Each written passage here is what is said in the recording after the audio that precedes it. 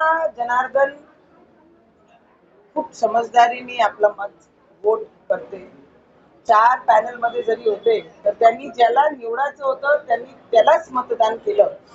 आणि काही गोष्टी तिकीट वाटपामध्ये घोळ झालाय आणि त्याचा परिणाम आहे की एवढे कमी मार्जिननी आमची भारतीय जनता पार्टी इथे आलेली आहे.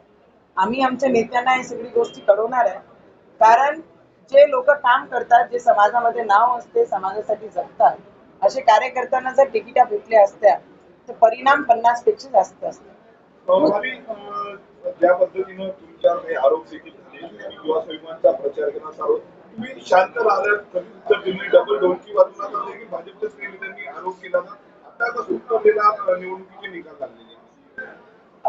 मी कोणावरही उत्तर देण्यासाठी काम करत नाही. मी आमचे भारतीय जनता पार्टीसाठी आणि आमचे देवेंद्र फडणवीसजींसाठी आणि बावनकुळे साहेबांसाठी मी काम करत होती. कोणी किती काही म्हटलं ते फक्त मंचावर येऊन बोलू शकतात, पण लोकांमध्ये झटून लोकांसाठी झटण्याचं काम रवीजी आणि आम्ही करतो आहे.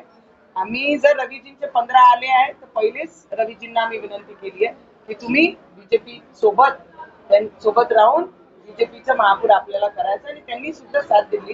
कोणी किती बोलल्या ते माझे समोर कोणी बोलू शकेल नाही, पाठीमागे कोणी बोलून जाते. त्या दिवशी मी म्हटलं ना, तिळगुळ घ्या आणि पाठीमागे गोड गोड बोला.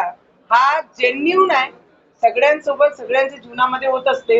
एखादा गधा रोडवर चालला तर कोणीही त्याच्या चर्चा करत नाही, पण एखादा वाघीण आणि शेर बाहेर निघाला तो पूर्ण शहरामध्ये त्याची चर्चा होते. तर मला वाटते आमची चर्चा होणं याचं प्रमाणच आहे की आम्ही लोकांसाठी झटतो. आणि शेरला स्वतःच्या तोंडाने म्हटलं नाही पाहिजे की आम्ही शेर आणि वाघीण आहे.